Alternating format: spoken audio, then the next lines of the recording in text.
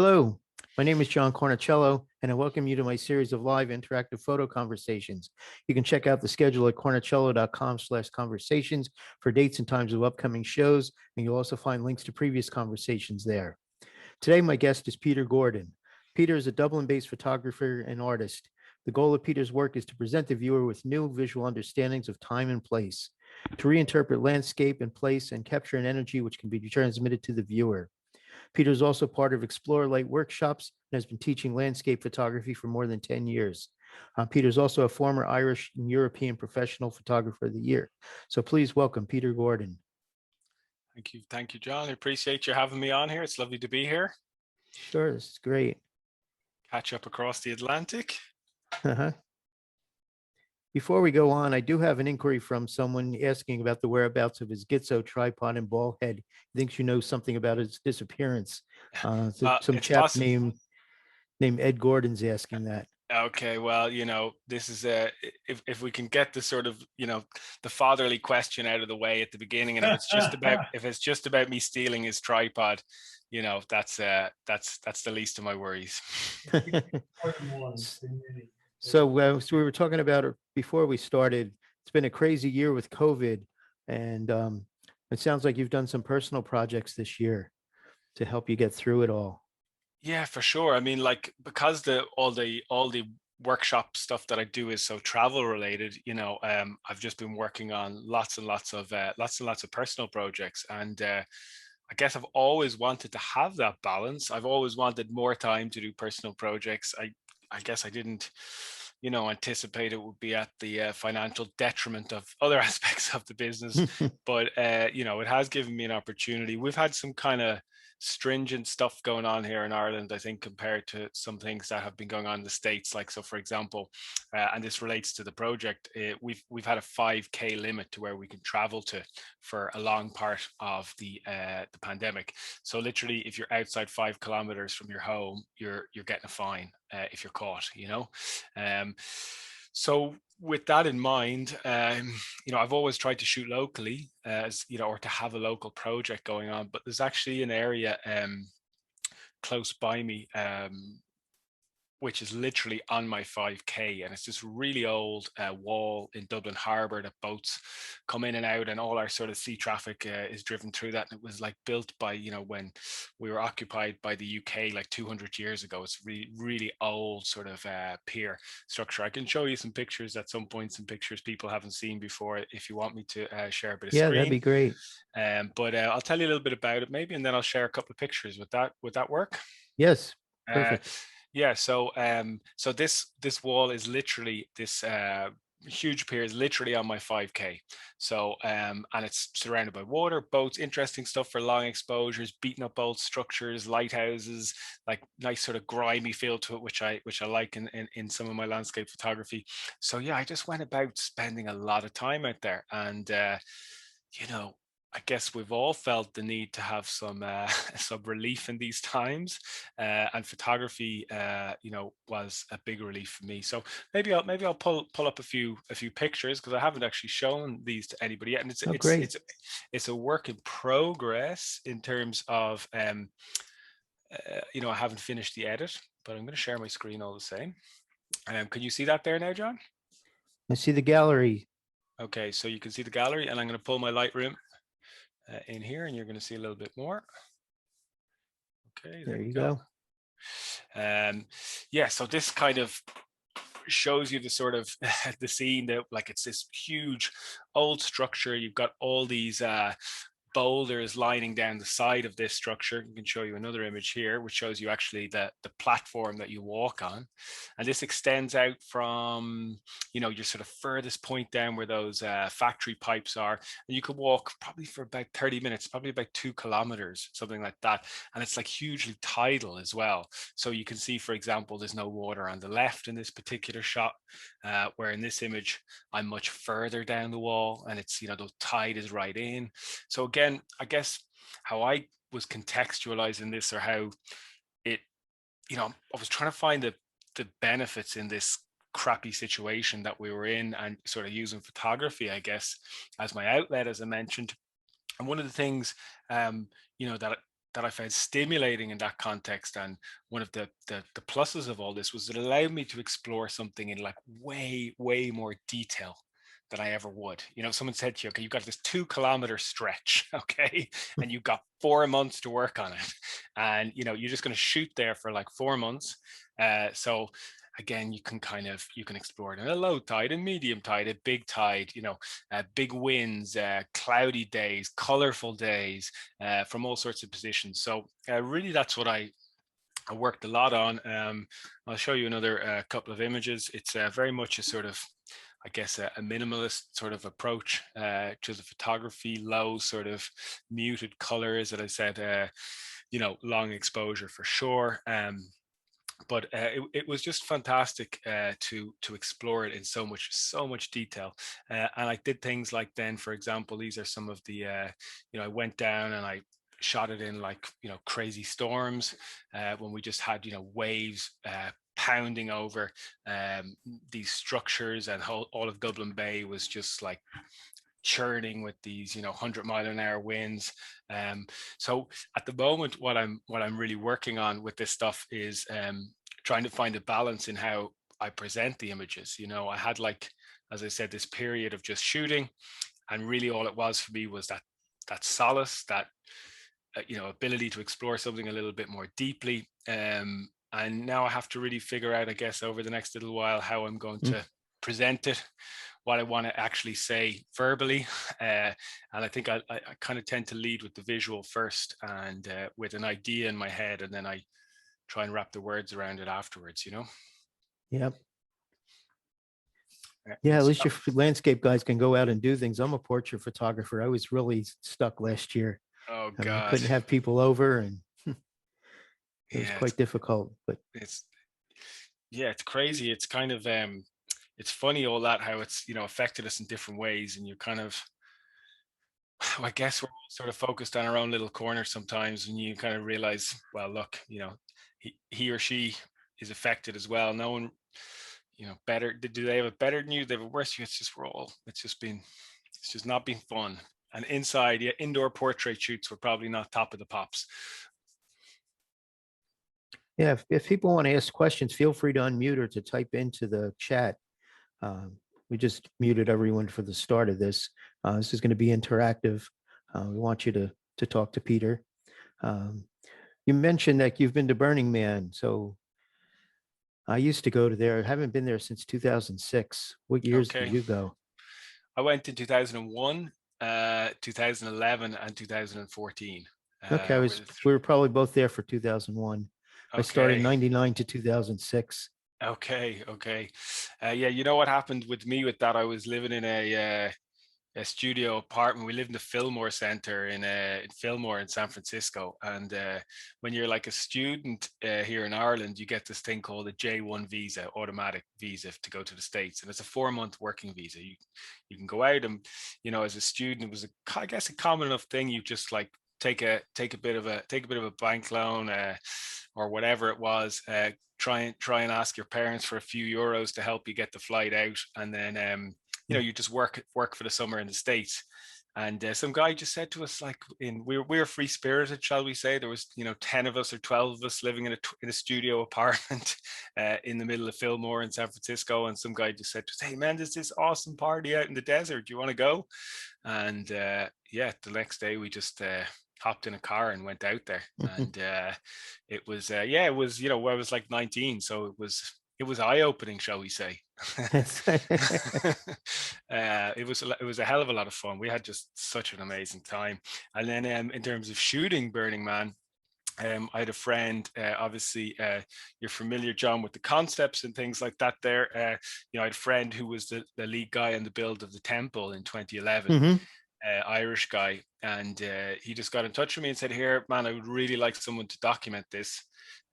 Would you come out?" You know, and fortunately, my dad, who's actually, of course, online here with us today, was agreeable. I had My son was only a few months old, and my wife was like, "Well, you're not going out there on your own. I heard what goes on there, you know." So, so the two of us went out, and my dad and his now wife Irma kindly, you know, took the kids, and yeah, we had an amazing time. But I shot like that time I went in 2011 was very different to 2001. That's all I'm going to say. Very different. Yeah.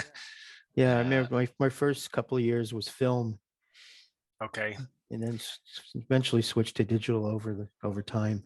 And how did you change? How did you manage to like change rolls of film in there? It was like, you know, Um, in a tent in two-gallon Ziploc bags. yeah, God, You know, that's I, good. I discovered the first year to not go back with a tent that had any windows in it. So I I left. had a yeah, I had a tent that had no screens in it. It was extremely warm there during the day, but it kept the dust out. Yeah, yeah, that's it. No pain, no gain, huh? Yeah, so I left my filter pouch on the again, it's probably a landscape photographer specific thing of using these graduated filters, mhm. to hold in skies and things like that. But I left a filter pouch on the back of the car we had. And it was just like this ball of plastic. If they were resin filters, and it was just like they just were Right, crunch.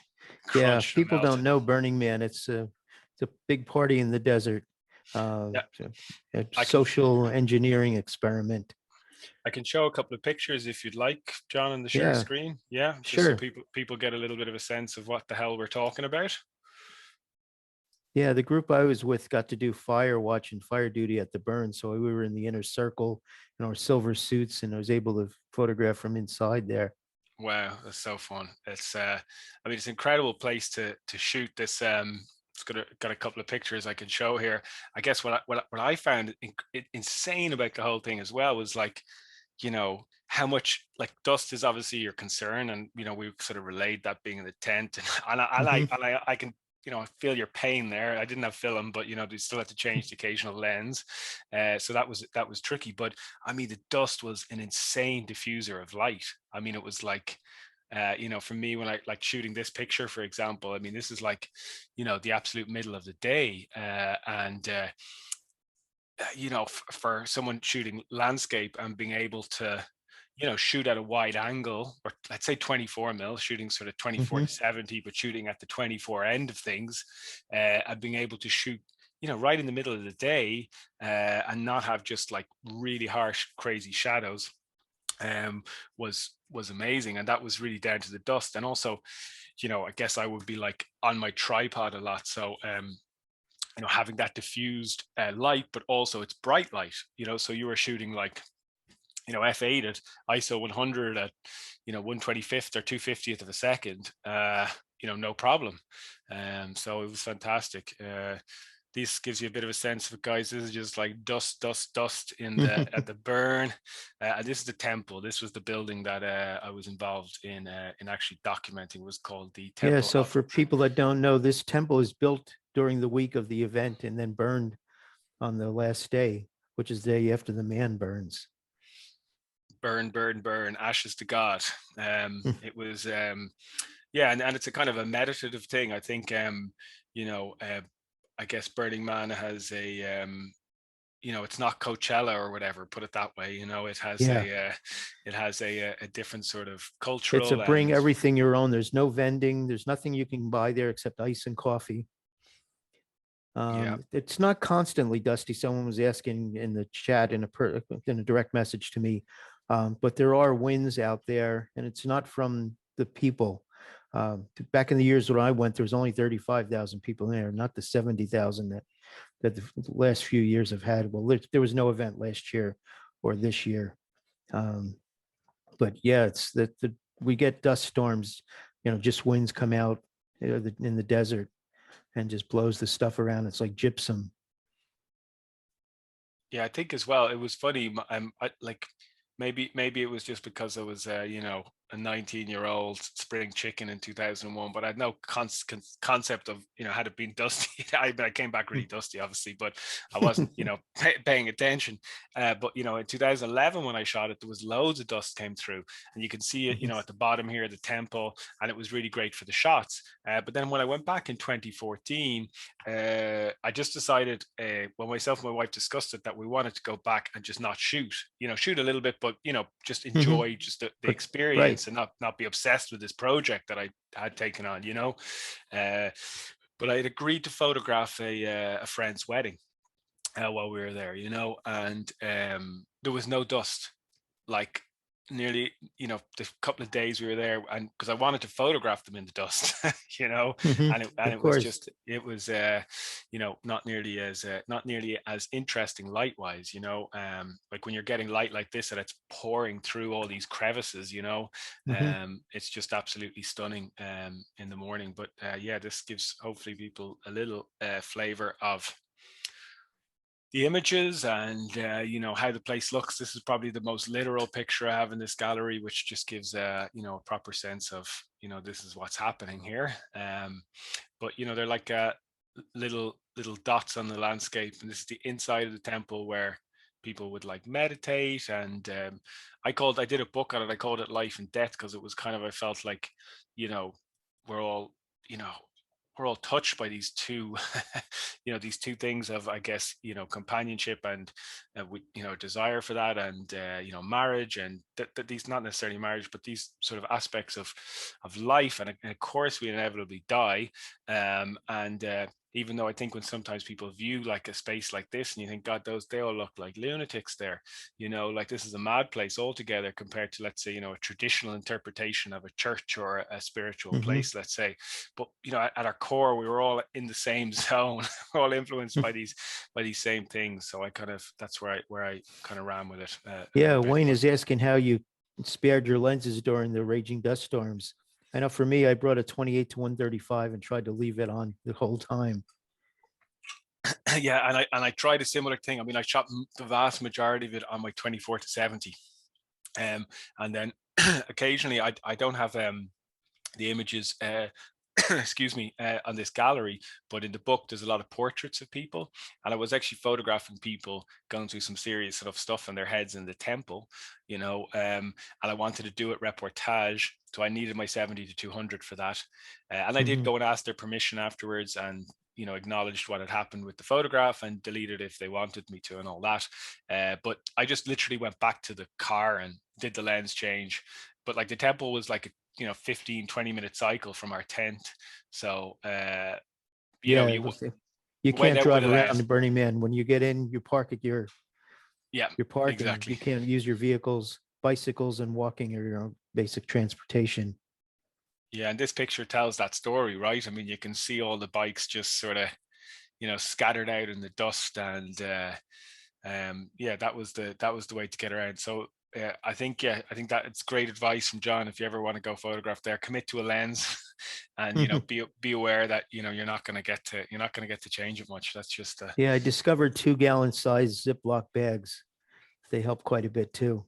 yeah, great, great. I think what did I have? I had like this thing. Maybe people have heard of this company, Aquatech. Mhm. And Aquatech have a bag. But what actually happened to me, if I just skip on to a couple of pictures, because like similar to yourself, John, I had the inside track. I had a contact on the inside, so it got me a little bit more access to photograph. So when they burnt the temple, I had this Aquatech bag on all week. And actually, I had again, and sorry to just keep bringing this back up, Dad, but I had my dad's D3X, which I'd stolen from him and and brought over, because that's what I used to do a lot, was steal his camera gear before I could afford to buy my own. But I kept the camera really clean in this Aquatech bag all week, and then on the final night when they burnt the temple, I was on the inside of everybody sitting around the temple. So I just, screw this. I'm taking off this Aquatech bag. It's been driving me crazy all week. There's no wind. It's calm. I'm just going to get the camera on the tripod here. I'm going to have a really nice final shoot here with nothing sort of impeding my hands and where they go.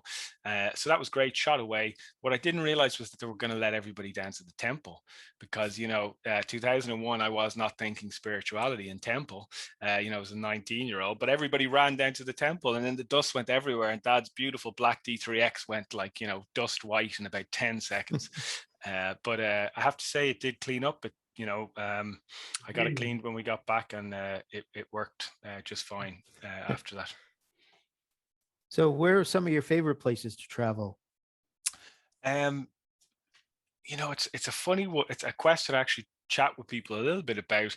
I don't have a straight answer. My favorite place is always the place that I feel I'm not done with. Like I kind of, because I've been traveling so much for work. Let's say in well, obviously the the shit hit the fan, for want of a more articulate description, when it did. But let's say in 18, I maybe would have been doing, 15 to 20 international trips a year or somewhere in that region. So I guess, I'll take Lofoten in Norway as an example.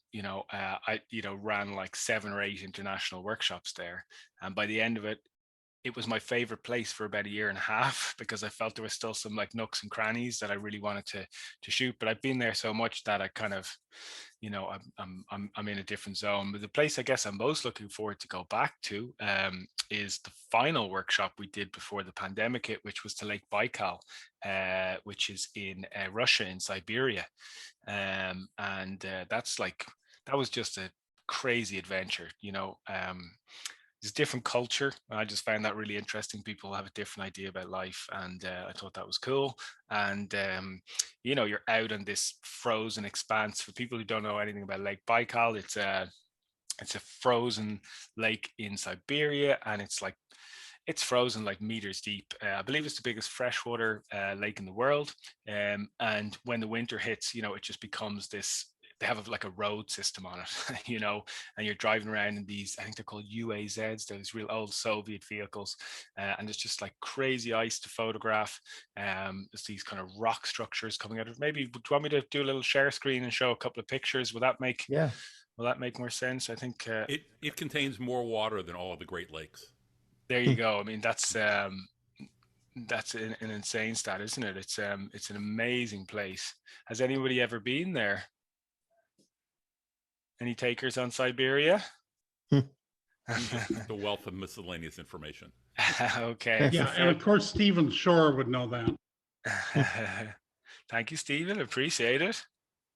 So I'll open up a couple of. So this is the scene that you're some of these pictures are not mine. Some of them are pictures of Darren Muldowney's, which we actually co-operate this tour, because he has just released a book and a project about this. But yeah, this is the scene. You're kind of riding around in these old school vans. The blue ice in the foreground is the lake, and you're just out on it all day. And they're like, they're doing these broths of like, local fish and meat, and they're like, drink, and you just like do a shot of vodka on the lake in the middle of the day, and then you go on. It's it's outworldly expanse. It really is. And just a huge adventure, I guess, not just photographically for me. This is a place, even though it's an incredible place to photograph, it's an incredible adventure as well. I love going to all sorts of different places photographically. Sometimes there's a thing, I guess, with the workshops and things like that, you're going to places that have been photographed a lot. But, I guess I always feel there's a reason, these places have been photographed a lot. They're incredibly beautiful. And I can get on with that and enjoy it. But certainly somewhere like this, you can see is a little bit different and a little bit unusual. Plus, I've only been there once, so I want to get back. We just came back just as literally just, it was I guess beginning of March 19. So as I mentioned, the shit was just starting to hit the fan. There's also, I guess, I'm looking forward to being able to do some things like in Tuscany and Italy, and I always enjoy going somewhere like that. Yeah, that photo behind you now is the Dolomites. This is Dolomites, yeah. This is the Dolomites, which is right up in northern Italy. We normally go to northern Italy in the autumn, or sometimes in the summer as well. And Tuscany's kind of early spring. It's just like your little kickoff into the summer. It's like cold in Ireland, and then you part and you get suddenly nice weather and rolling fields and 200 to 500 great lens for being out somewhere like Tuscany. It's all like this shot. I think it's with my 200 to 500. I quite like that kind of landscape photography. I think when people think landscape photography, they automatically think, wide angle lenses. For me, a lot of my favorite shots are with my 70 to 200 or 200 to 500, Yeah, when I've traveled, I've come back into Lightroom and gone through all the metadata, and I figure 95% of my shots are over 100 millimeters. Yeah, yeah, yeah. It's amazing, isn't it? And but I, like obviously, again, it's a different different disciplines that we're involved in. People probably will go with an 85 mil prime. That's probably a big portrait sort of area for people to be in. I think people, when they think landscape, they're like, I got to get to 17 to 35. Where yeah, if you ask me, could I take the 70 to 35 or the 70 to 200? If it was for commercial landscape, let's sell the place, then I would go with 17 to 35. If you're asking me, was it for artistic purposes and to really express more interesting pictures, I would go 70 to 200. Yeah, so let's talk about originality. I mean, if you're going places a number of times repeatedly, or places that everyone else has been to, how do you bring some originality into your photos? Well, I think there's a couple of things that I feel strongly about in regard to that. I think when you go to places that people have been a million times, there's always an element that lacks originality. Because I think when we go somewhere for the first time, we've seen this picture of, I don't know, the bridge in Lofoten or this beautiful ice beach in Iceland. And, people want to go there and just take that picture, that's ingrained in their minds a little bit. I think it's very possible, though, even in the most photographed places, to really step past that and find your own interpretation. I think, from a purely technical point, what we just discussed of, picking out details with longer lenses and things like that really helps to see in a different way, because you're focusing in on very specific elements. And I do try to do that when I'm away in places that are heavily photographed, for sure. From my own personal perspective, I always try and have a side project as well. I have my travel photography, stuff that I really love, and go to visit all these places. But I do like to have this side thing going on that I'm photographing that nobody else is photographing, like this project we just talked about being on this south wall. I saw a couple of other photographers down there in those sort of 3 or 4 months I spent down there, but not too many. So I think this idea, isn't it? It's a problematic thing in some ways. I mean, what are your thoughts as a portrait photographer on originality? I mean, where do those lines become defined? Like in landscape, it's like this place, you're photographing the same place. Is it in studio, or are you like you're lighting this the same way? But the lighting could be the same, but the people are different. True. There's so many Yeah, yeah, changes and so many ways to look at someone. yeah. No, So, but that's the but same with I landscape do. as well, because the lighting can be different. Mhm. Well, I've actually found that one of the keys to photographing in places that have been commonly photographed over and over again is to look where nobody else is. Hmm.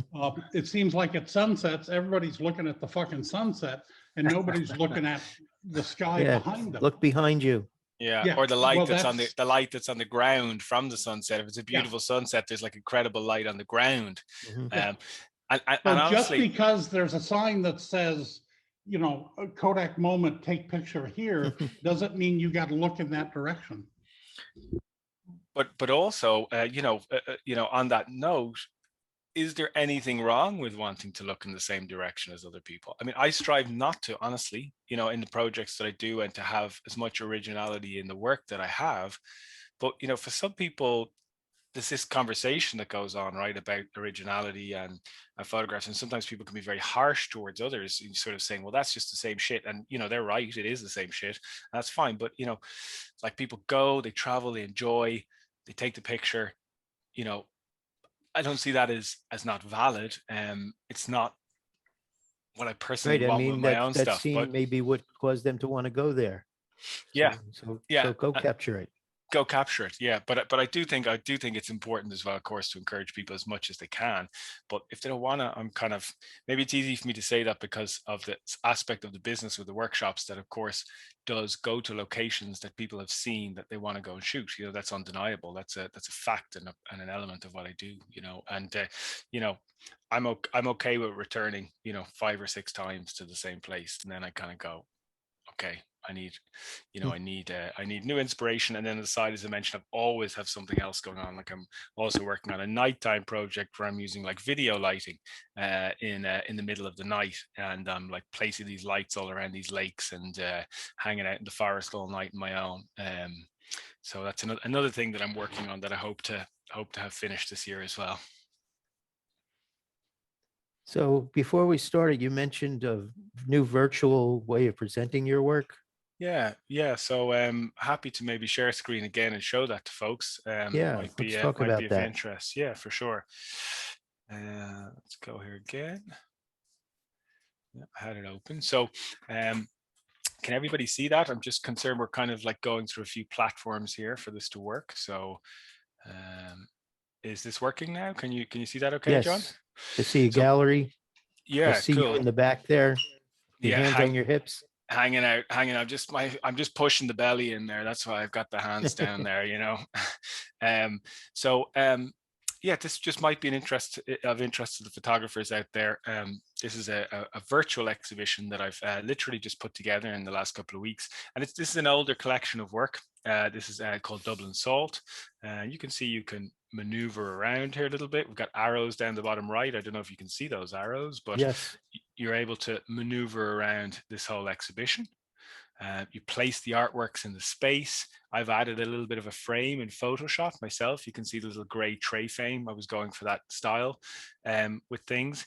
And like if I kind of move across the room a little bit here, like I mean, it's not an exhibition, obviously, but you know, it's a great way I found to you know, to be able to reach you know, interior designers and different, you know, just show folks, okay, this isn't just like a digitized image. This is you know, it's a digitized version of an image in a room, but it just gives a stronger impression of it being a piece of art rather than it just being a digital gallery. And this works. You can see I'm navigating around manually here in this virtual space, and the work that's in here, I should mention, is I kind of did like a recuration of a body of work called Dublin Salt, which I launched back in 2018, and I just had some new images I shot in the area that I wanted to include, and etc., etc. But you can also, you know, just click on one of these pictures like so, and it like brings you in really neatly like that. And again, I'm not sure what arrows you guys can see, but down the bottom right here, there's a previous and next. Yeah, I So see those and another button underneath. yeah, cool. So there's a link. That's the link which will open this in my as a product in my website, because I Okay. have this set up as a product in my website. So you can click that; it will automatically bring you there. You've also got like an info button here. When I open up the info, I've got a bit of information about the piece. I've got a price, an edition number, what size it is. Obviously, this size is fictitious because, you know, we're talking about a virtual gallery here, but you try to lay things out in some sort of proportional way that's representative of these sizes, you know. And like if I just click on this link here, for example, and just open it up, boom, it opens like straight up in my as a product here in my actual website. Now we're going to go jump back in there again, and I'm just going to make this full screen again so we can see it a little bit better. There we go. So once you've kind of clicked into an image like that, if you've had a sort of a little browse around the room, these next and previous buttons work really, really good. It'll just sort of bring you around the whole show, you know?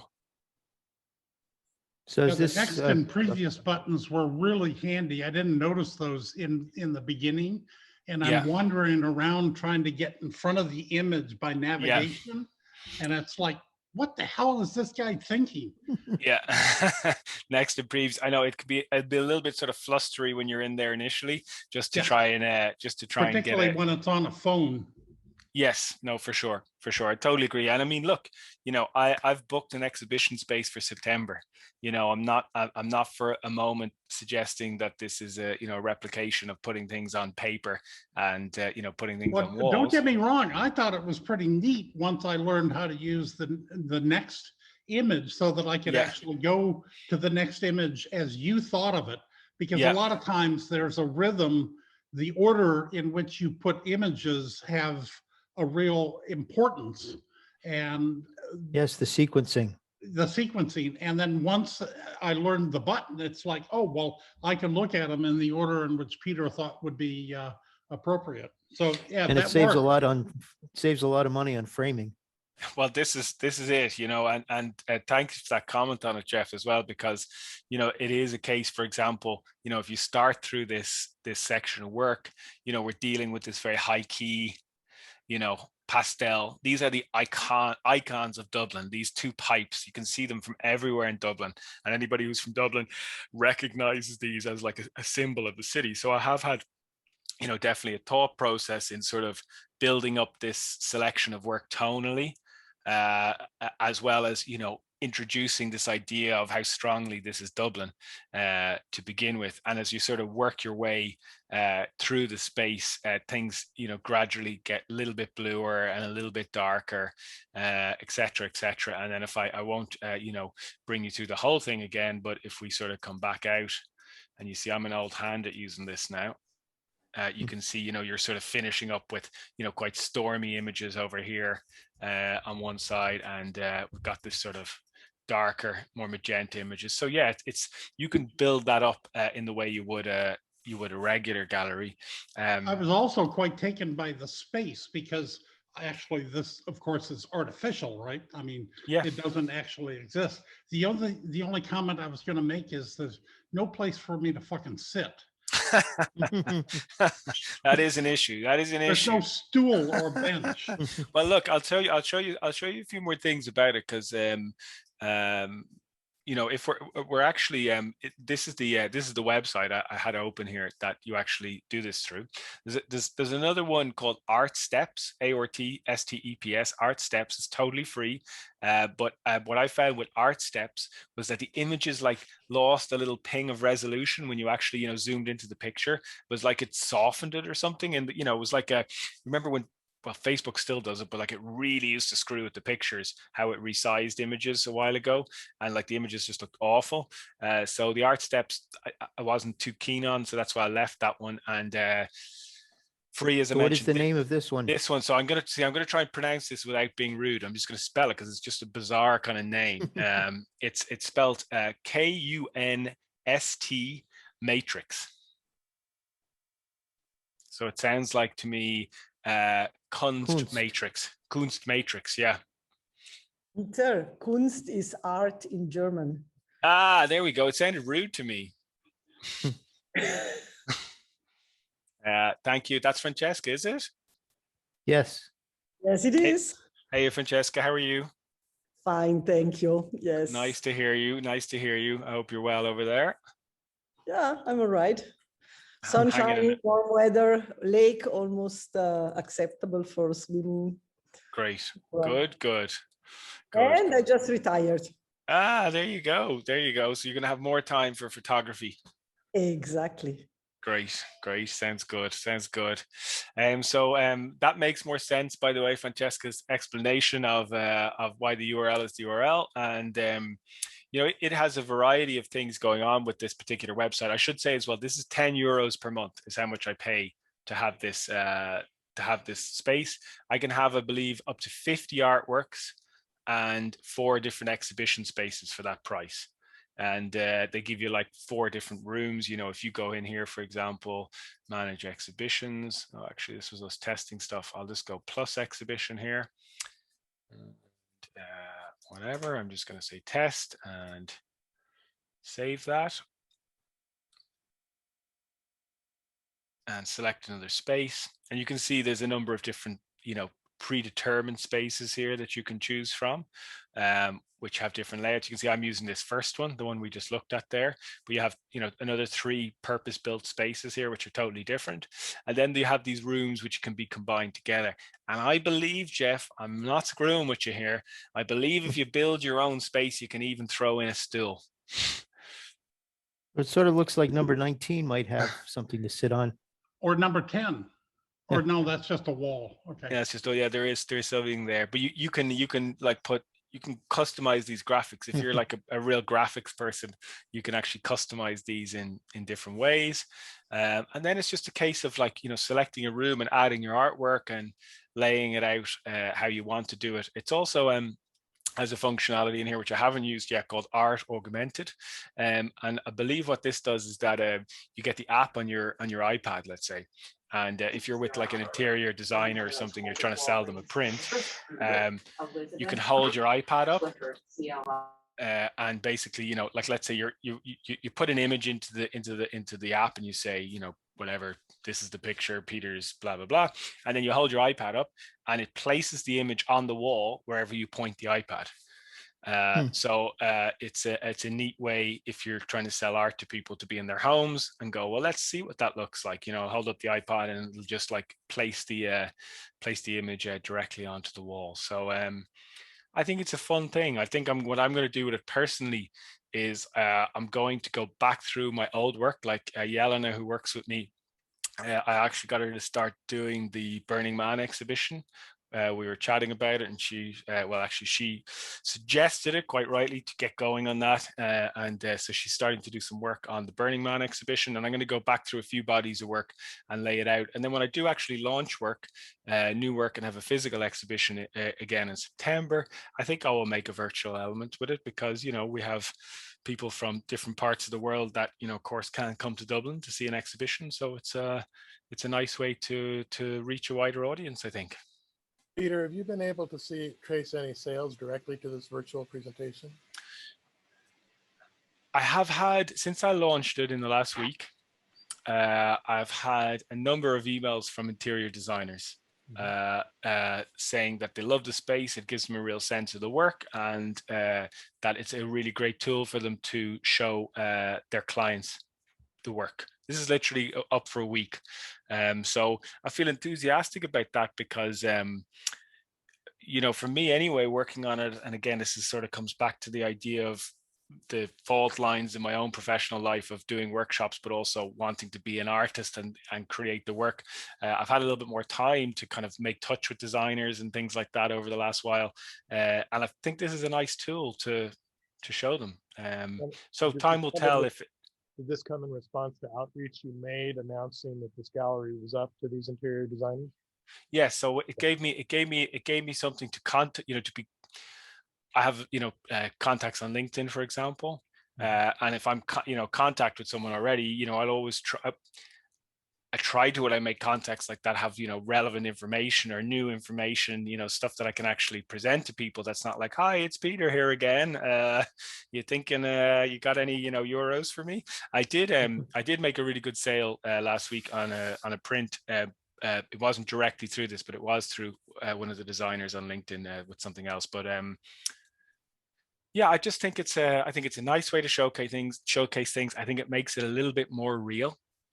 Versus an image in a gallery. I think it gives you an excuse to make a contact with somebody, that you actually have a nice fresh piece of information. I think you can promote that, you know, through your Instagram, through your Facebook, through your ads, to your LinkedIn, whatever that is. And, you know, to be honest, it took maybe Yelena teed things up first. She got all the artwork in there. She probably spent a day doing that, you know, titling it, the edition, the price.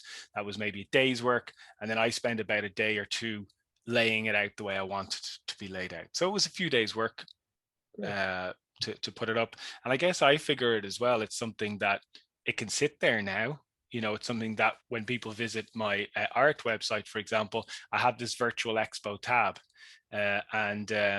This virtual exhibition from these particular guys can be embedded directly into your website. You literally just paste in the link into a WordPress box and it just like pops up on your website. So I think that's pretty user friendly as well, you know? Great, appreciate you sharing it. No problem. Hey, Peter, Stephen Gotts. Flow seems to be, you really have a nice feel for it. I'm looking through your gallery, the one that's Life on the Road. And Yep. as I'm scrolling down, I mean, there's these beautiful, bright, high key, and then it gets darker and darker. And it just flows right down the page as you scroll. I thought that was just marvelous. I mean, you've achieved an effect there that I admire. It's nice. Well, thank you. You're very kind for saying that. It is very deliberate in that gallery, and I need to actually, it's on my list to do a little bit of curation, because I guess I feel in that particular gallery there's some more traditional landscape shots that I would actually like to cut out of there. But the concept of what you've mentioned is really what I'm working towards. I just want to remove some of the images that I feel are a little bit too literal in there. I want to have more of the, you know, I like when images slip away from reality a little bit. even though like, the photographs are real, but that's my personal favorite. But I do like the idea, if you notice the image in the very top left-hand corner of that gallery is actually white, like you can't see the edge of it. And the image in the very right corner is totally black. And yeah, that is something that I've done, and I've You done want to it jump to that gallery? Yeah, sure. Good idea. Sorry. Yeah, I got carried away talking there. Thank you, John. That was an appropriate intervention. So here's what Stephen was talking about. Is that sharing okay, guys? Yes. Yeah. So you can see this top left image, which is an image from Lofoten, actually, in Norway, that I mentioned earlier. Really, high key, beautiful, as we call it in Ireland. It was a soft day, which basically means it's crappy weather, but can be really great for photography at the same time.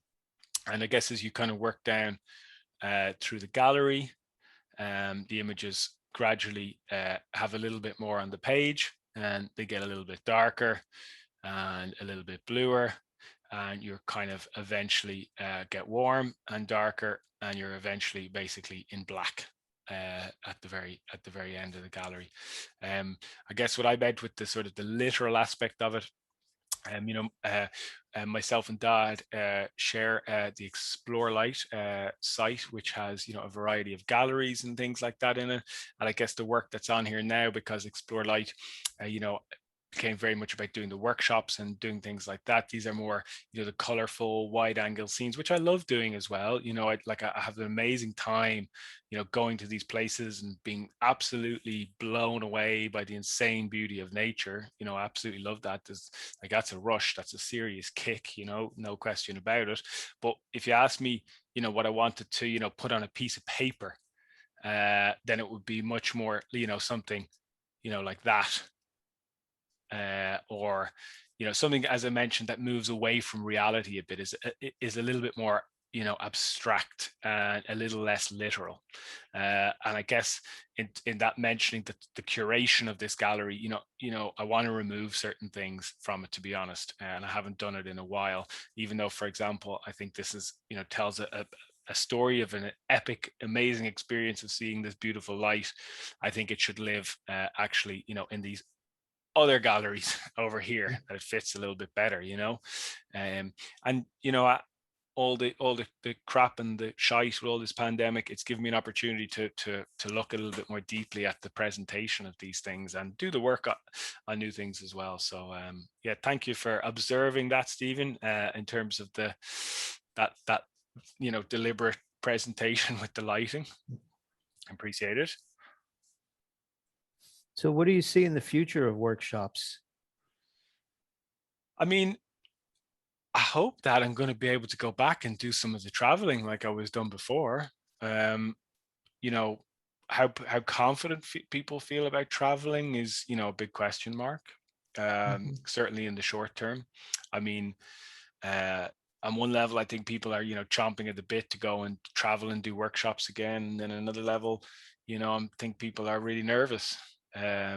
So my workshop business was about travel primarily, although we did lots of things internally in Ireland. But I mean, half of our clients would be from the United States, for example, and then the other half, well, probably not quite that many, 30% would be from the States, 20-30% from around Europe, and then whatever the balance is in folks from Ireland.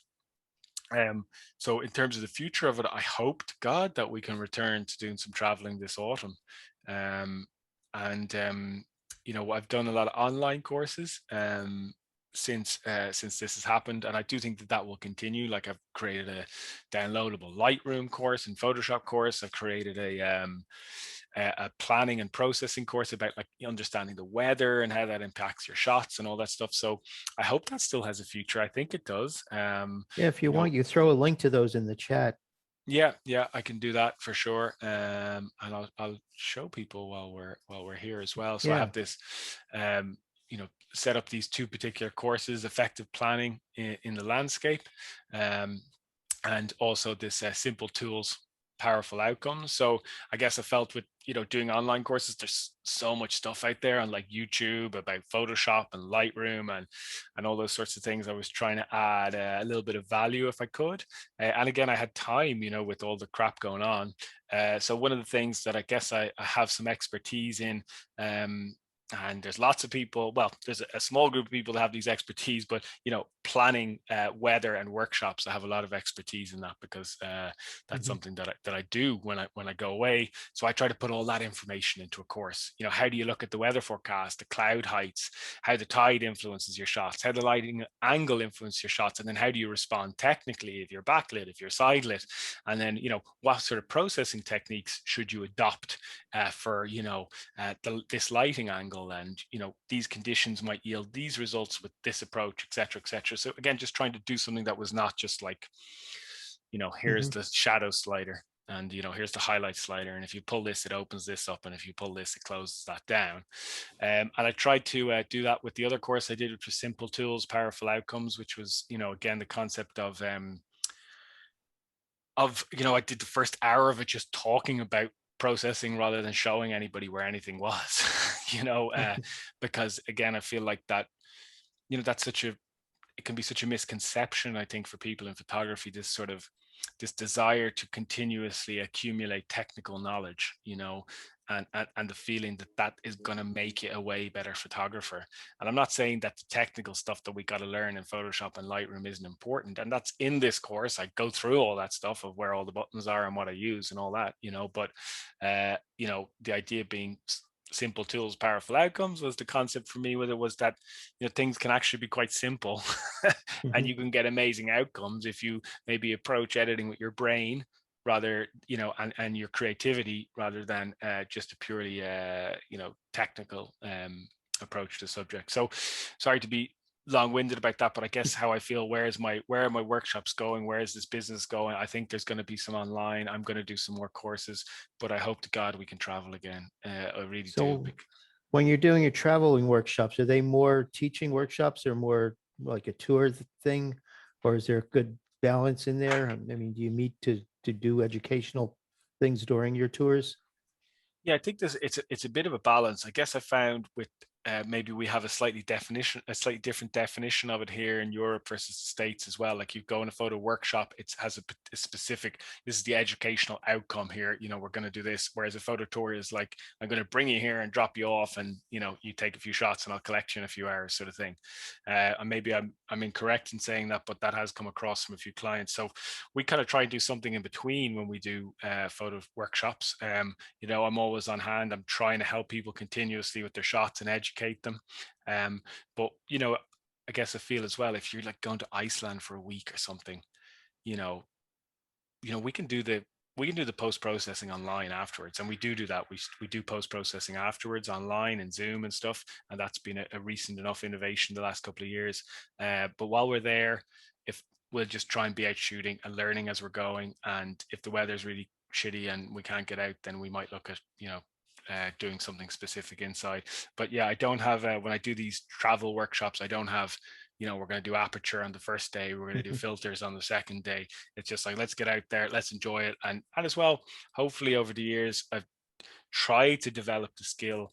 And I think this is one of the most important things about the workshops, and I hope this is a big reason why people do come back, is I've tried to develop the skill of understanding where people are at, you know, and what they need.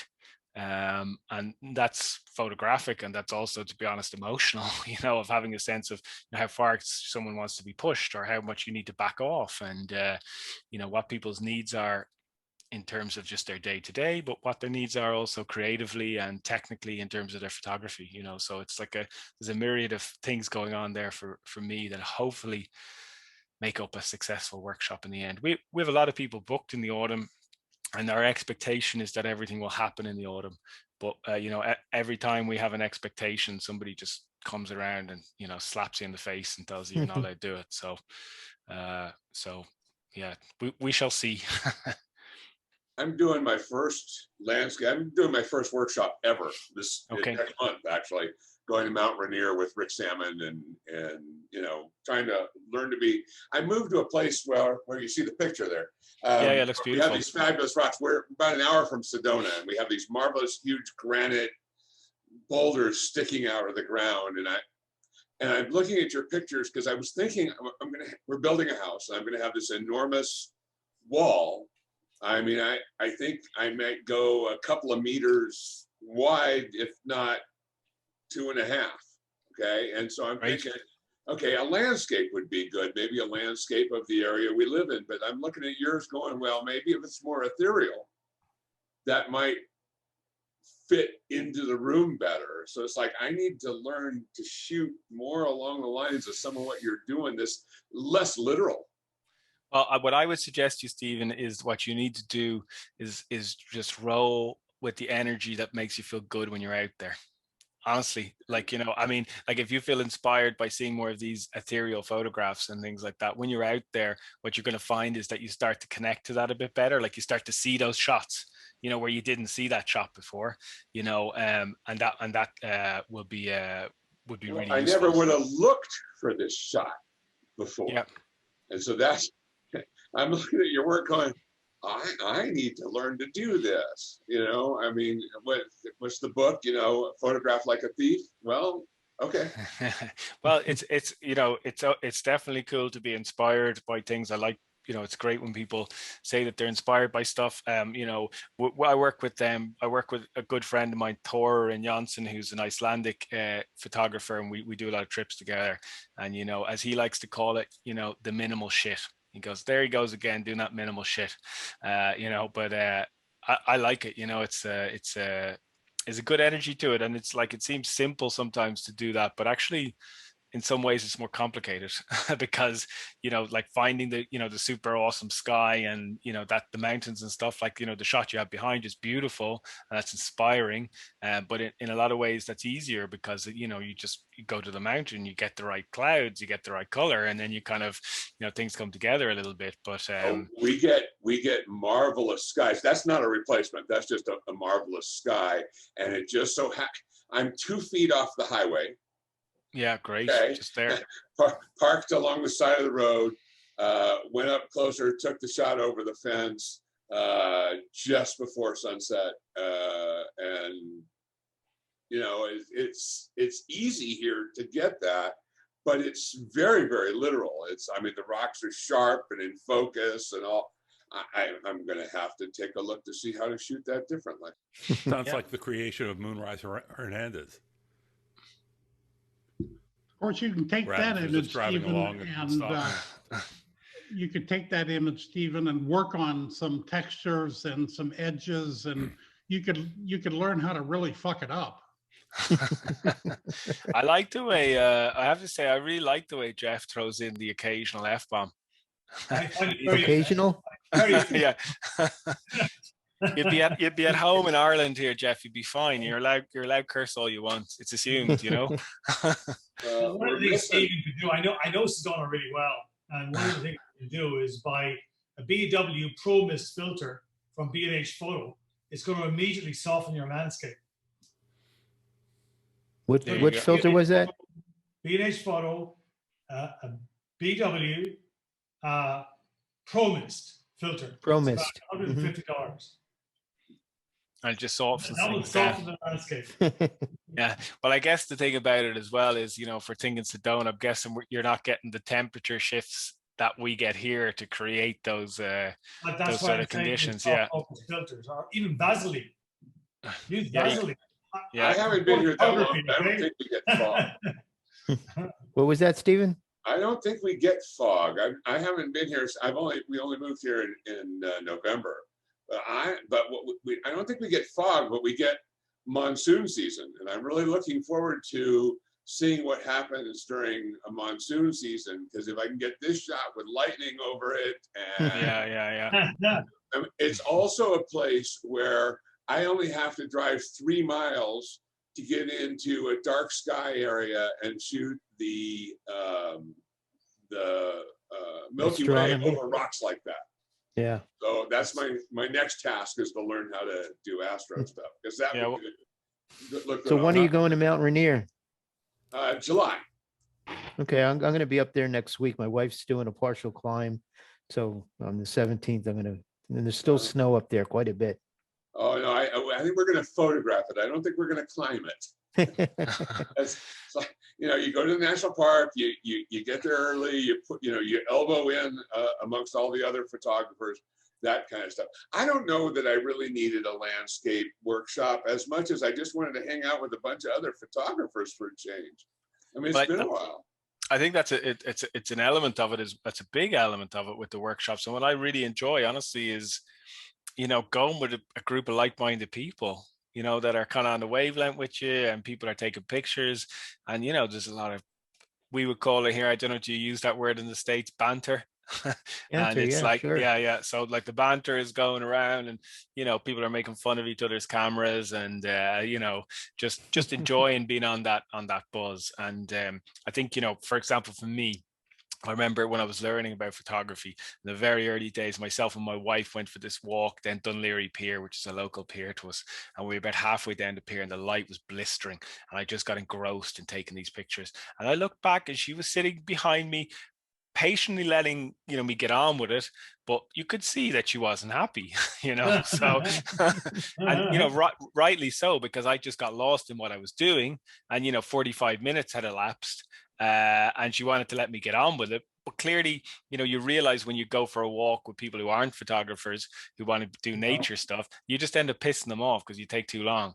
You know, that going with the like-minded group allows you to just slip into that zone. Everybody's in that vibe, and that's it, you know? Yeah, I think the key is the like-minded group.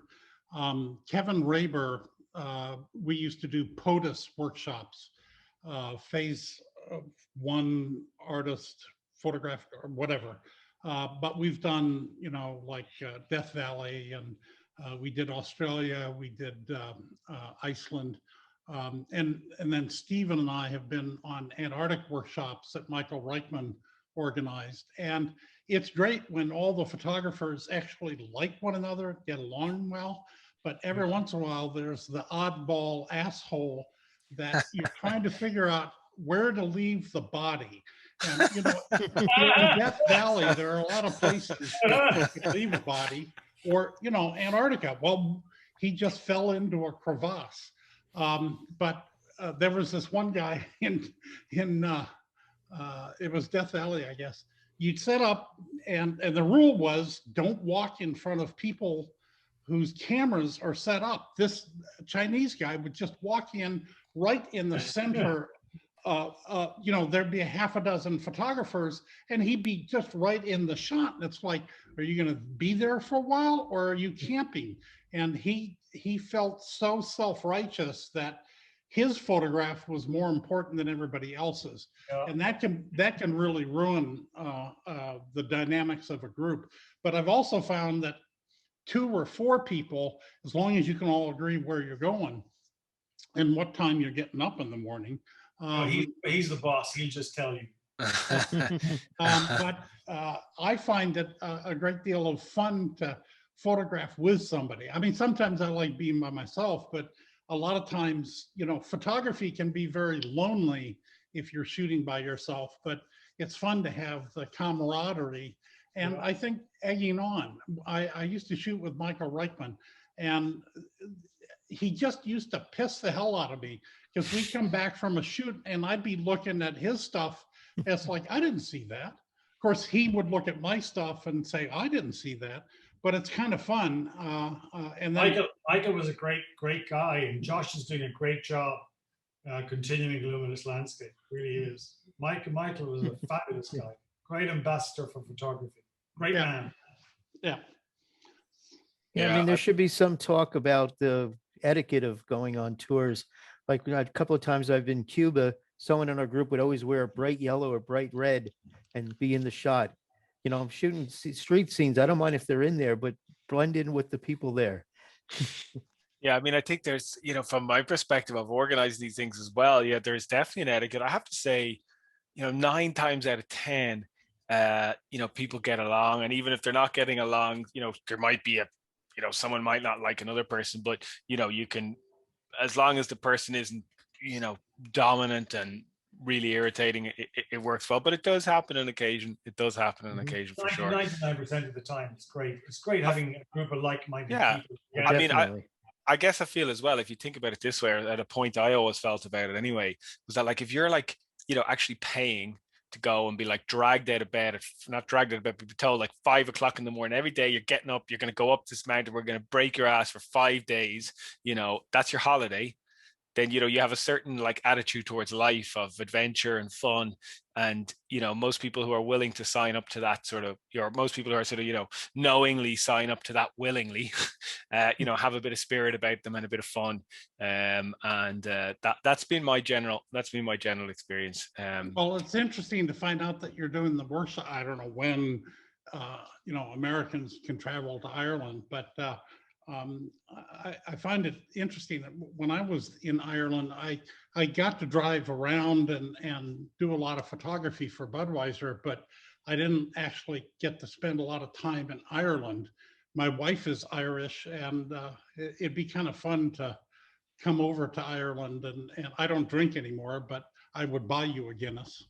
Oh, that would be fine. We'll take you out to take a few pictures locally, and I don't know when you guys will be able to come back, but I hope soon. I mean, I'm thinking they're talking about this EU digital cert, which is starting on the 1st of July, and that will be in place across Europe. And then they're in talks with the United States about integrating the system. I think the issue that they're having with the States is that you guys all have your sort of vaccine registration on a state level rather than a federal level. And that creates a little bit of an issue for the computer system to integrate with. But, well, and some of the fucking states have banned issuing vaccine passports. My apologies for the red states in America, but well, look, I mean, Australia, they gave me a little card and said, come back on, they stamped it, and then they said, come back on this date, and they stamped it again. So I have a card. Now, the idiot part is it's too big to fit in a man's wallet. Yeah. So, and you can't photocopy it, make it smaller because it's not an original, and you can't laminate it because if they decide to go with a booster shot, so they've just screwed it up, Well, I'm sure they figure out the integration. Well, I hope they will. I mean, I think that the bottom line is that from the Europeans' perspective and the EU and Ireland, dealing with the States, we want you guys to be able to come here. We're obviously, connected in so many cultural ways, and that's one thing to say, but like realistically, business wants it to happen. We want to be able to travel and do business together and tourism and all that stuff. So, I think on that basis, there's no question they'll figure a way to do it. I think the one thing which will be useful from the system that they have here, and I presume we'll all marry up on it, is that once you get the second jab here, it just goes onto your phone, and then you have a barcode on your phone that you just like beep at the airport, and then it just says, okay, that guy doesn't need a test or quarantine or anything, and you just go straight through. No, we don't have that. They do the same thing. I do know that I'm restarting my field workshops in December, and I am requiring the vaccination card, the original, to be presented. And so far, nobody's objecting to that at all. And if they do, I kind of just assume they didn't come along anyway. Well, that'd be kind of a red flag for you anyway, Stephen. Yeah, it would be.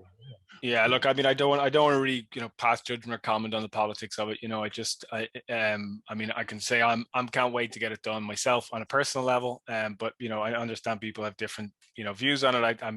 We have a 96% take up so far here on people taking it. So we go through the age cohorts, and I think it's something like 96% of over 60-year-olds have signed up to it. And so they've just opened up for 40 to 49. I'm 39. So I'm like squeezing in. They're opening up for 35 to 39 next week. Next week you're good. Yeah, and hopefully I get it, and we'll get to go to Croatia to see my wife's family. Then at the end, my wife is Croatian. We'll get to go to see her maybe family next year we'll be able to do one of these shows from Ireland. Get so many friends there. So I just got back. Come over and visit. That'd be great. Back from a month in Barbados, and the Barbadians actually have their act together, and they have a phone app called BIM Safe. And you have to go through and register and show that you've had your vaccination, They've had a PCR test that you're negative, and they test you again when you get to the airport. And not only is the country very concerned about it, every individual you see, everybody has a mask on. If you see somebody standing at a bus stop alone with no one around them, they're still wearing a mask. If you walk into a store or a restaurant, as you walk in, they spritz your hands with sanitizer. A sanitizer. They then take your temperature. They then have you write down your name and contact information in case they have to do contact tracing later. And nobody complains about this. Everybody does it. Everybody is happy about it. Of course, the social responsibility. Yeah, of course, the penalty if you're caught in a crowd without a mask is a combination of up to $5,000 and or 6 months in jail. They're very serious about it. I'm hoping in a few years people will come and view these conversations and not know what we're talking about. Yeah, I hope so too, John, because ultimately, I guess everybody here as well, we're all photographers. We just we want to get back to enjoying that. And for me, the travel is such a big part of it. So, you know, I really want to welcome you guys back here, bring my Irish crew out to, you know, Montenegro to shoot, or Slovenia, or all these, you know, fantastic places we have on our doorsteps. So, and that's Peter, I did want to compliment you on your, I've got dual screen, so I've been looking at your various websites. I really get a kick out of your workshop website. Do you do much video? Because I see some very, one of the things that photographers and video, I used to shoot for a short period of time. I used to shoot TV commercials, and going from being a photographer to a film director is not an easy task. And so the use of video or motion in still photography, I really kind of get a kick out of the way you were doing it. I do a little bit of video, and I'm trying to get better at it. You know, when I started doing the online courses, I had to learn how to use Premiere Pro. I didn't know how to use it before. I'd occasionally just throw something into iMovie and stitch a couple of scenes together, you know. So I did get kind of au fait with Premiere Pro. I got like a gimbal. I've got my Z6 mounted on a little gimbal. And what I wanted to do a video, to be honest with you, is you know, I've a couple of things going on from the commercial point of view. I want to basically, my goal actually, when the last set of workshops finishes, that Explore Light would release a quarterly video, which were seasonal of the workshops. So we'd show everybody what happened in a winter. And basically, you know, we do a combination of video. I find like making like a video of every workshop too time consuming while on location to also give people my attention and also be able to take photographs. But I thought if we had, you know, 8 winter workshops, we could get enough footage to pull a sort of winter story together. That's still my intention to do that.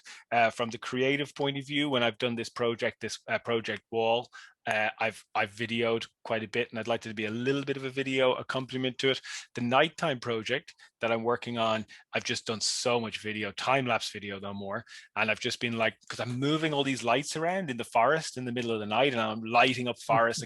I'm trying to make it look like a Tim Burton movie set. It's like really dark forest with mist and, you know, video lights coming through it, and you're like on your own in there. It's totally scary. It's really a lot of fun. But what I'm doing with that is I'm shooting one camera with probably my 24-70 mostly, or sometimes 70-200, and then I've got my second camera with a wide angle lens, which is just time lapsing everything that's happening. So as I move the lights around to try and do the setup, it's time lapse, and it actually looks incredible as the lights, you know, you got like a 1 hour sequence where you're trying to get a shot right, because it literally takes 1 hour to get one shot right in the night, because I'm shooting like 15-minute exposures. I will do noise reduction on that. You know, I need to like really I need a full pack of smokes down there to get through the night, because the exposures take so long, you know. But I'm time lapsing all that, and I have the intention of making a sort of like a video to accompany the stills. That project is called In a Different Light, and I don't have anything to show you there because I edited some of the work a few years ago, and now I have a sort of a goal, a thing on my table that I've given myself the next month to edit the work that will be ready for presentation. But yeah, that's just a little video thing. So I kind of have a bit of a commercial aspect to it for me, which is really around telling a story, selling the tours, and then I have just something that's, you know, a little bit more personal and creative. with it as well. But I mean, it's a bit of a minefield, though. I find, it's certainly learning Premiere, I was like, shit, I know how to use Photoshop. I know how to use Lightroom. I know how to use Bridge. This is Adobe. This is going to be fine. And I was like, It's a new world. I started Like teaching that. Premiere Pro before I ever picked up a still camera.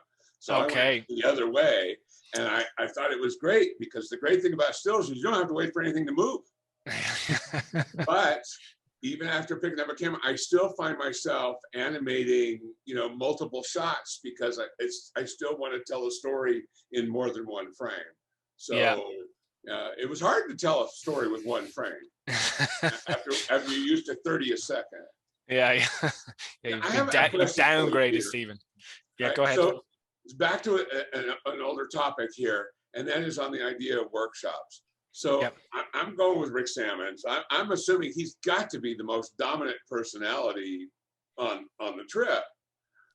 Is not generally the instructor the most dominant personality on a trip?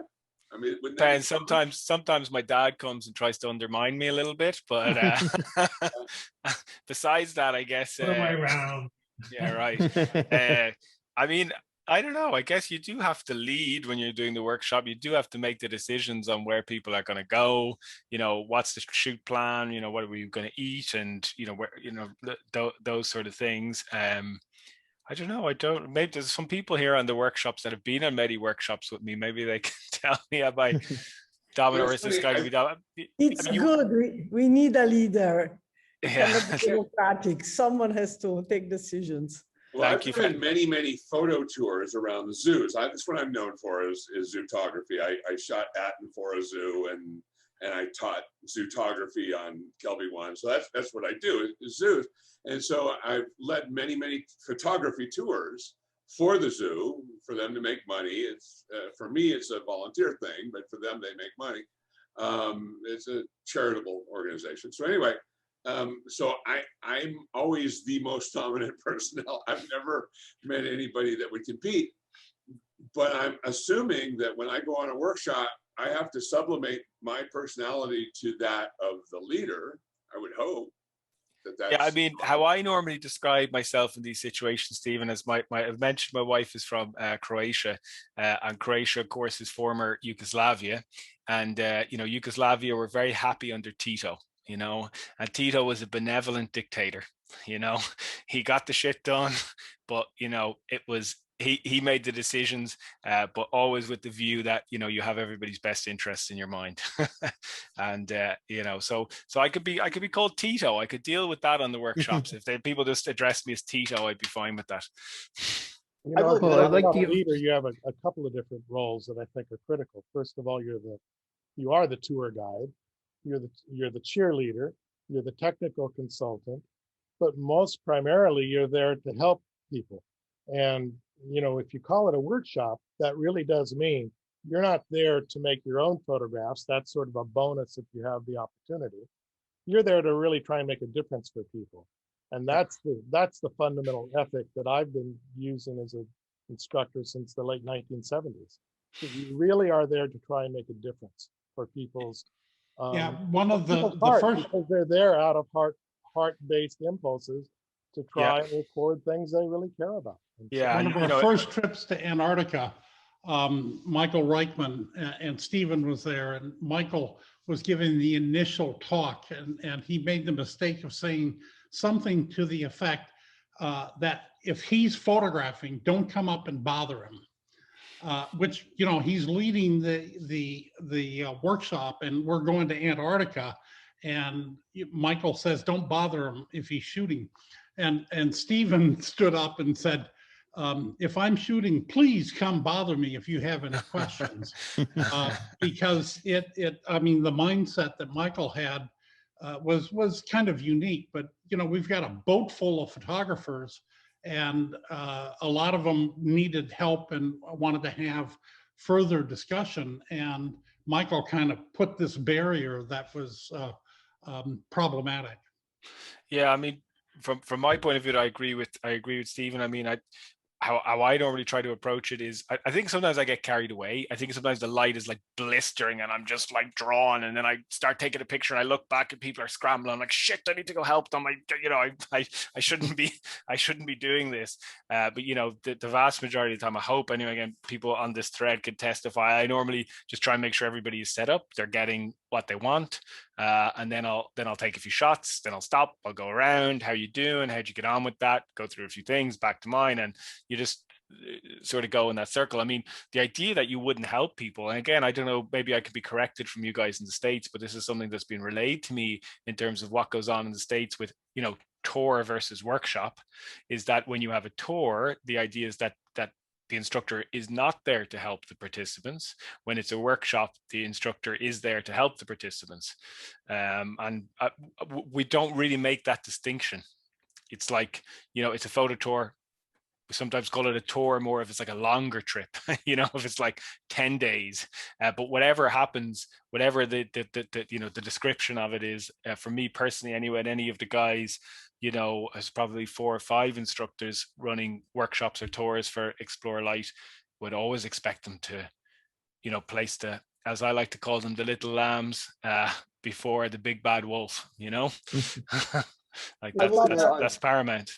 I only been on one event with Rick. He's cool. He's laid back. He's very approachable. Other folks know him. Other folks here, I'm sure, know him much better than I do. But you're gonna have a good time. He is very aware of his students and just easy to ask questions. And he's very good about making suggestions. Think about this, think about that, and it's right here. You're gonna have a great time. Yeah, I think key. though it's funny. I had to do a presentation for the Kelby One Wildlife Conference, and I didn't have a picture of an Alaskan bear with a fish in its mouth. So I saw one that I had helped critique when I was on the grid with Scott Kelby. So I thought, well, I'll just ask the guy if I can borrow that photo for my presentation. And of course, I showed it. I gave photo credit and said, this is the kind of picture I want to take next, and went on because we're talking about different things. Well, that guy is going on the Mount Rainier tour, and then he's going to come here to Arizona and we're going to shoot. You make friends, At first it's virtual, and then when Eric the Fisher back, there's all these people I want to meet. Hi, Eric. Hi, Ken. I was just calling. Who? Can't tell who that was. That's okay. That's okay. Yeah, so it's time for us to start getting back together again. I miss Photoshop world. I miss a lot of these other things that are the way I met other photographers. I'm new at that. I just only look old. I've only been photographing for 8 years. Okay, but I get the credit. People look at me and think I've been shooting as long as Jeff, and it's like, no, but okay, I'll take the extra credit, especially people who want to pay me to take pictures. Yeah, well, I'd like to give some other folks a chance to talk. Is there anyone here who has questions about what we've been going over today that hasn't had a chance to speak up? Feel free to unmute and say hi. See Elizabeth driving around there with her shades on. Yeah, Elizabeth's looking very cool with the shades there and the and the phone going, obviously, as she's moving around. I would say that I hadn't seen Peter's photos before, and they're fantastic. Thank you, Jim. I tend to shoot dark, and so these very light photos is a very different way of looking at things. And I was really entranced and impressed by a lot of your photos. Thank you. Thank you very much. You're very kind. And maybe I could just say one thing about that as well, for people that might be interested. I think I've kind of gone towards this very. I like dark photos as well. Like I do have dark photos. I do like black in my pictures too, but more recently, and it just kind of developed naturally, is I just got this thing that I just loved high key, and I really, it's actually quite simple. I was just teaching people all the time to push their histograms as far to the right as they could, you know, to record maximum detail. And then I started to notice, actually, I really like how that looks, not just for the recording of the information.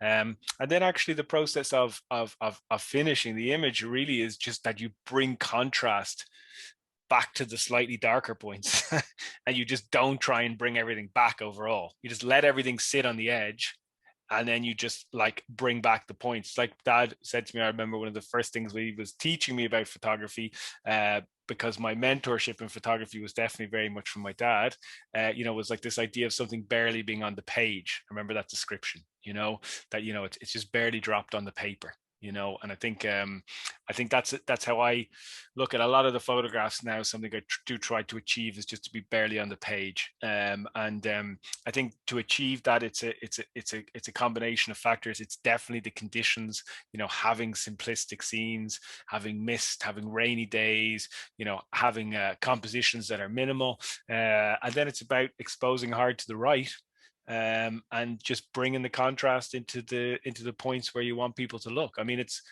you know, it's been happening for 100 years. You know, we've done the workshop with Joel Tinchler, and we were talking about Ansel Adams' work and how, you know, this river is light here, this point is light, this mountain is a bit of light. It's really just in processing, you know, where do you want people to look, and how are you going to drive them there. And I guess that was a big thing for me in teaching all this with the simple tools idea as well, was that, you know, it's not all about, you know, I actually don't like the question, should I focus hyperfocally here?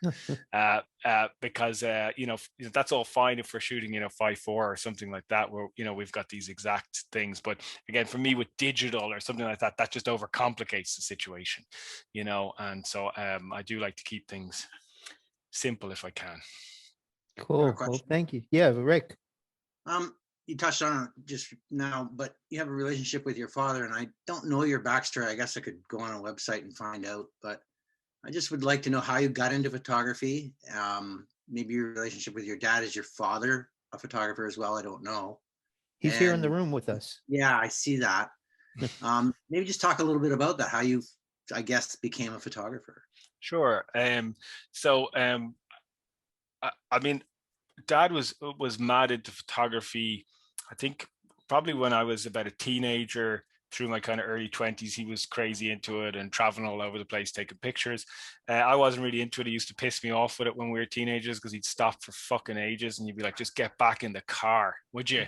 You know, I'm waiting to go home here, man. What's wrong with you? You know, so there was that aspect for me of growing up. But then when I started to travel, and I remember quite specifically being on a beach actually in Vietnam, and you know, witnessing the sunrise, trying to take a few pictures of it and coming back and go, they look crap. You know, that doesn't express how I felt at all, you know.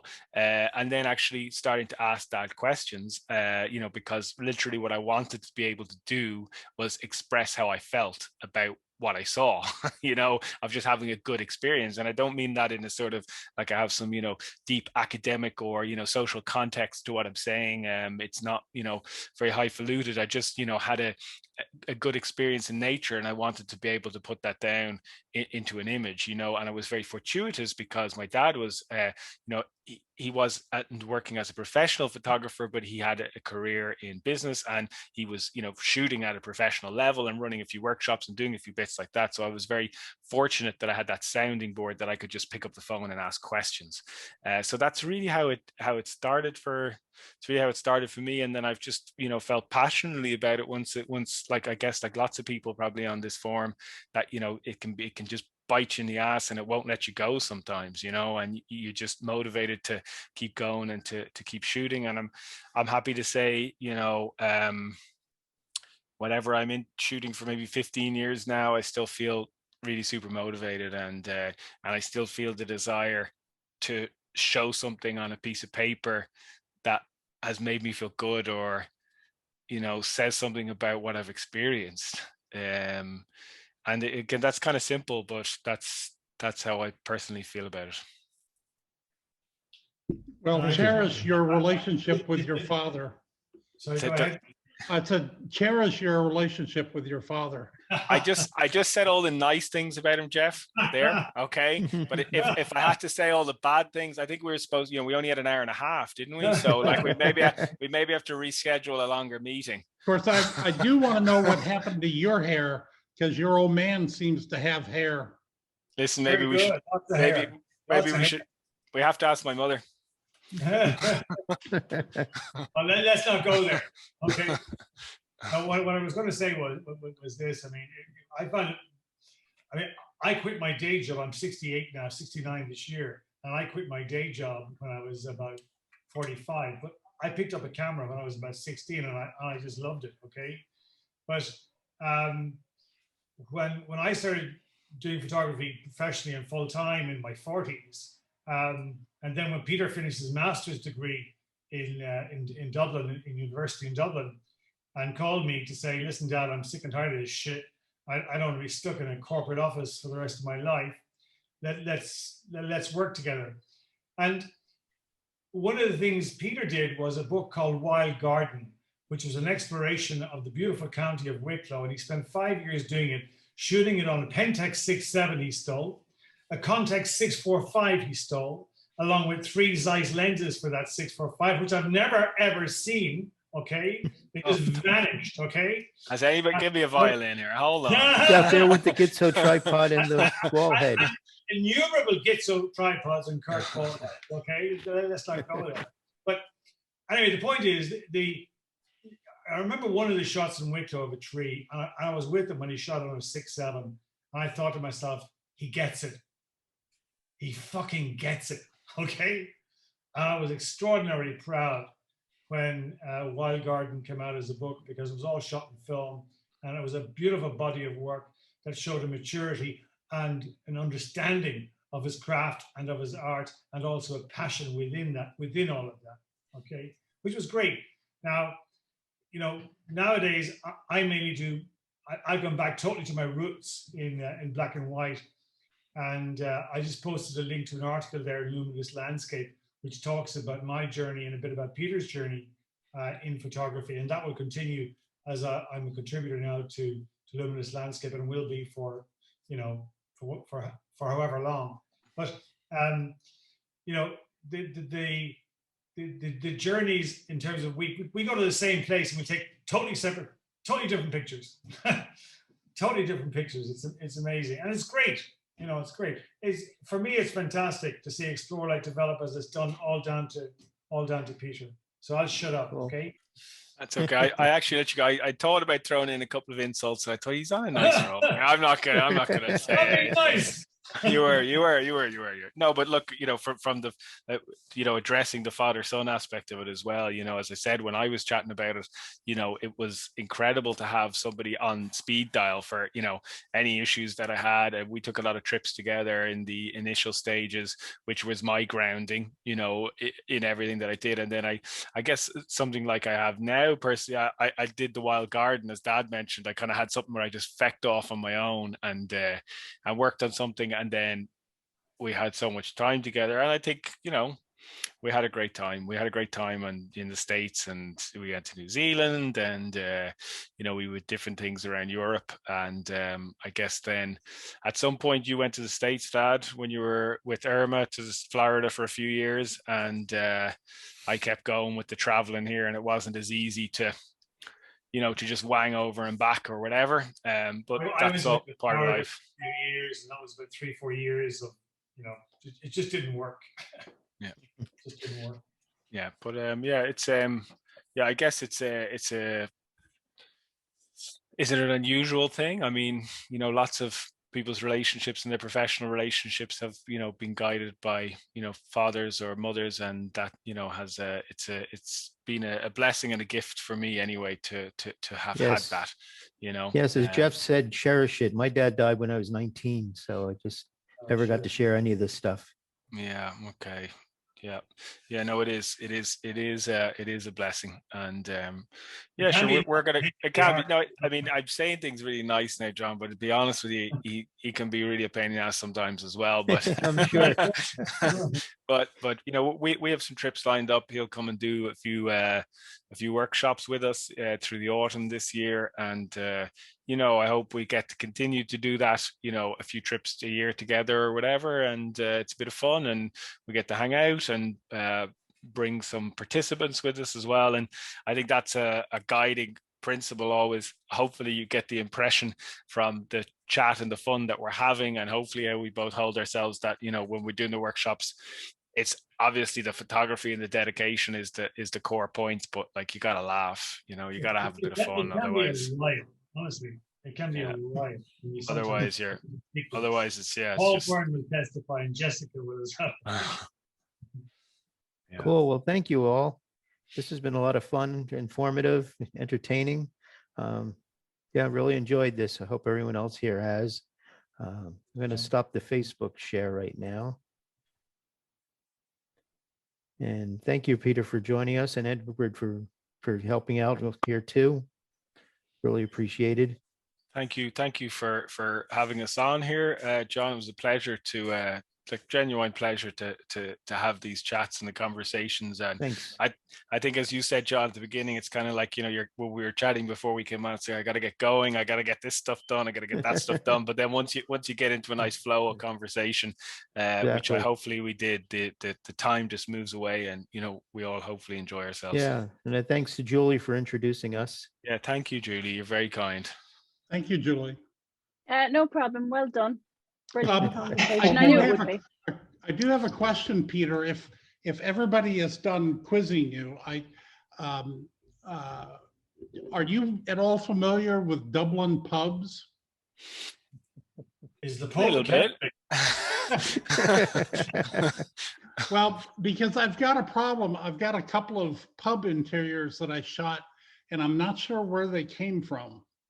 You can send me on, you email them on, I'll try and help you out. But you know, unless it's like an old school, like if it's in the late 80s, like Grogan's or Kyo's or places like that haven't changed. But I mean, Dublin was like, Ireland generally in the late 90s was like, just became, you know, unrecognizable in terms of, you know, the change we had in the economy and what that brought in terms of the structure of the place. But there still is traditional pubs, like there is, you know, those proper old school snugs with the, you know, dust on the seats and all that big huge solid wooden bar, and it's dark, it's just not smoky anymore, you know.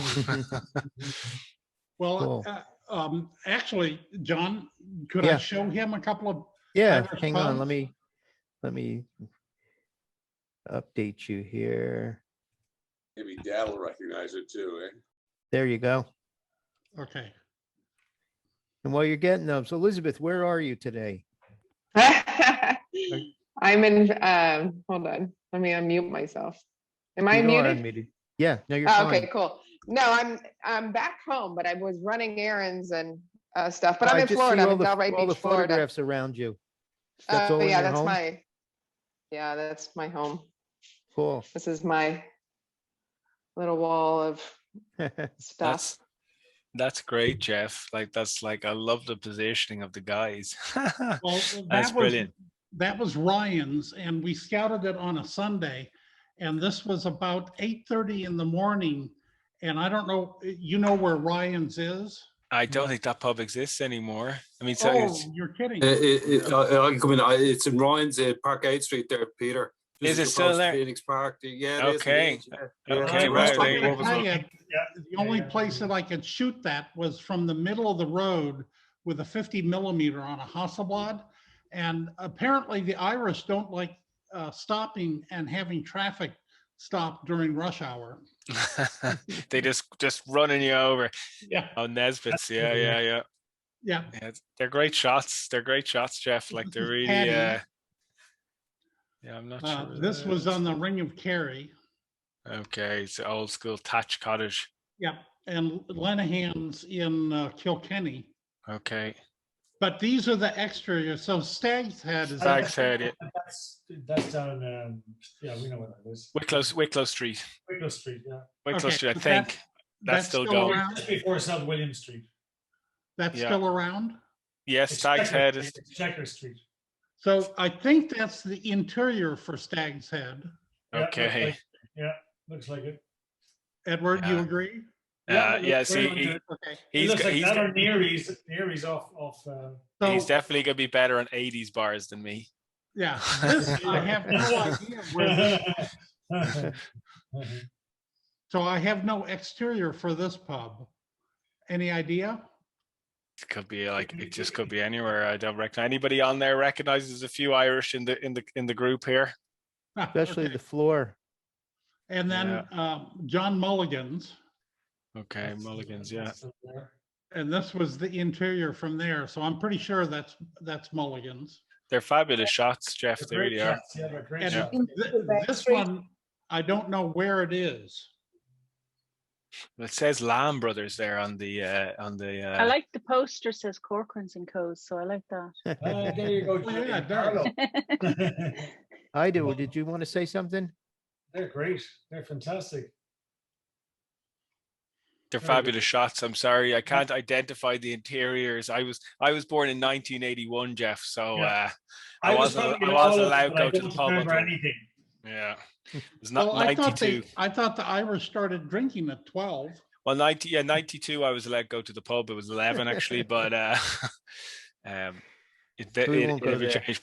But they're fabulous shots. They really are. They really are like proper old school, and the lighting and everything in them is beautiful. You know. Well, those were all lit with strobes outside the windows. It was all production stuff for Budweiser, and it was a pain in the ass. But then like Doheny and Nesbitt's, we're shooting that, and I had to get a water truck in to get the ground wet.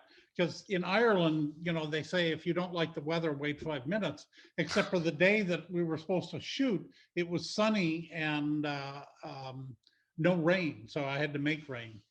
Every photographer in Dublin brings a couple of donkeys. No comment. Cool. I'm going to stop the recording now, and thank you all for joining us. So let's do that here. Thanks, Peter, for the presentation. Thanks. Enjoyed it. Thanks, everybody. Yeah. Thanks again, guys. Thanks. Really appreciate it. Thank you, John and Judy, particularly again for. Sure. Thank you. Thank you.